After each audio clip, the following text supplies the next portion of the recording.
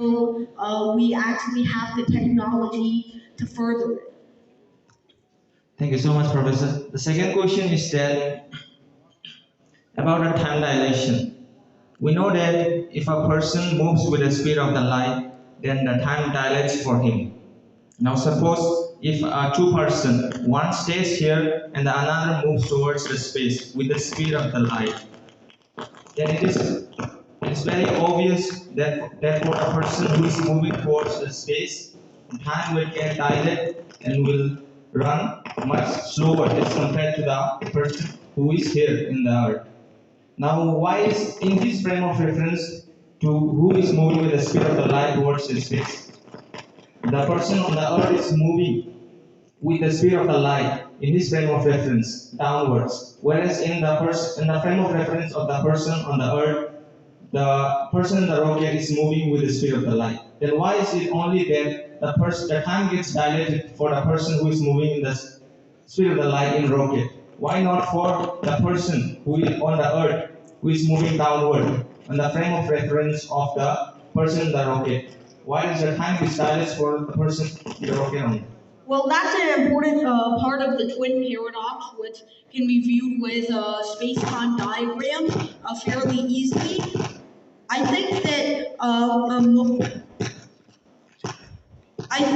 most of it is corrected since the person in the spaceship views his counterpart as being dilated, while the person on Earth views his counterpart as being dilated. I'm pretty sure everything is mostly solved once the person in the spaceship starts returning back to Earth. He must accelerate in order to change direction. And that's where I guess you could say the time dilation corrects itself. I think it's better viewed with a space-time diagram, which I can't draw right now since I don't have a blackboard or anything of that sort. But enlightening, it's a very enlightening way to view the twin paradox and time dilation in general. I hope that if you search that up or look it up, then that will hopefully resolve your question. Thank you so much, sir. Okay. Is that we actually don't know even to going to the meaning to going to the school, but you have visited so many countries and on so many years. So for that, how this confidence come and how you prepare yourself for that actually. Inclined towards public speaking. Ever since I started my math and science channel, meant to spread the love of math and science online, I've become adept at just wording myself, and a lot of people have wanted to interview me and talk with me. So through that, I've become proficient in public speaking. So practice makes perfect most of the time, and that's how I gained the confidence to do what I'm doing right now.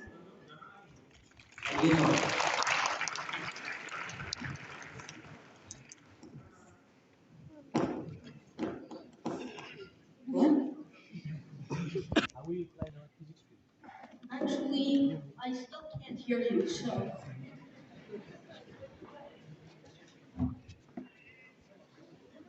Differential equations. Sorry?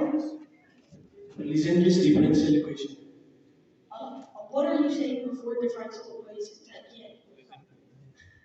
Legendary differential equation. L-E-Z-E-N-D-I. Oh, the genres. Oh.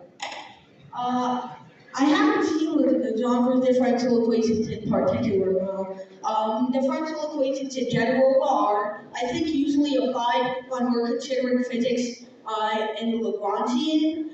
So we want to, so then we want to consider the equations of motion through differential equations. So you might have to deal with differential equations in Lagrangian mechanics. Outside of that, I'm sure there were applications of differential equations elsewhere. I have not heard of Legendre's differential equations. I barely even know who Legendre is, but all right, I'll look into it. Thank you.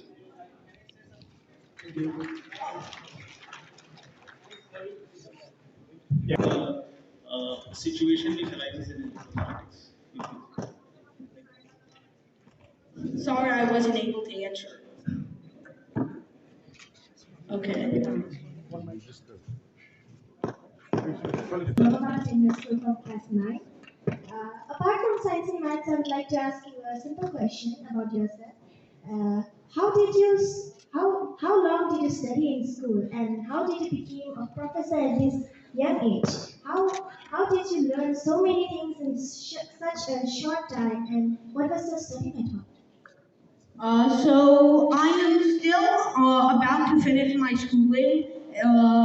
I finished my schooling in 6 years, I believe, from kindergarten to 12th grade. I plan to still go to who's clapping. I'm not done yet. Okay. So I still plan to go to undergraduate and graduate school, but as for my study method, I would say I've just done it by being more inspired in terms of math and science in general. The inspiration from my parents' method of doing mathematics. I've tried learning it on my own time, just using equations, and I've also tried not equations, textbooks, and I've also tried reaching out to several professors and graduate students for tutoring purposes. That's how I've been able to advance my knowledge so quickly. Thank you for that. I feel very honored to speak to you. Thank you. Thank you. Professor Bari has to leave. Yeah. Only one question, last questions. Yeah. Good morning, Professor. My name is Anamika Chaudhary. So my question is to you is that you, in such a very young age, it's very fascinating and overwhelming to see you answering such questions which we are having. Some very big dignitaries also are having some questions to ask you, and you are answering those questions. So my question is not about science or math. My question is about what is your way you look at things. What is life for you? What is it? A life for me, that's a very difficult question. Oh, wrong way? Okay, sorry. That's a very difficult question to answer. Life itself is a very strange thing. I don't know how exactly to describe consciousness or how I live life because of just how the human mind works.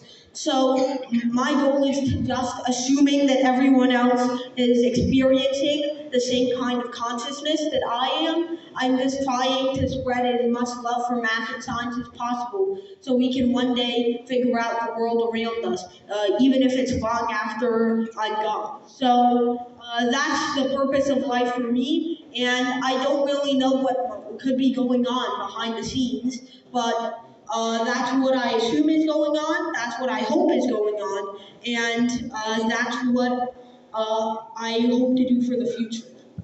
Thank you, Professor. Best wishes to you. Thank you. Good morning, sir. I am Uma Devna.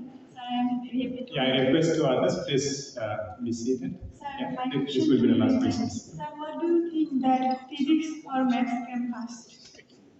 Sorry? Oh, physics or math? Came first. Which one is came first?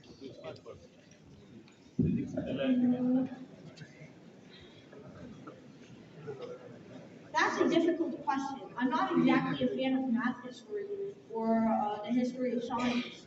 I think physics mostly, no, not physics. Most of the time, people back then explained how the world worked using the concepts of their gods. I guess Roman and Greek society explained it that way. Oh, wrong way. Let's try the other direction then. I guess Roman and Greek and Chinese society in those early ages mostly explained how math and physics work through their gods or through pseudoscientific methods like the four elements.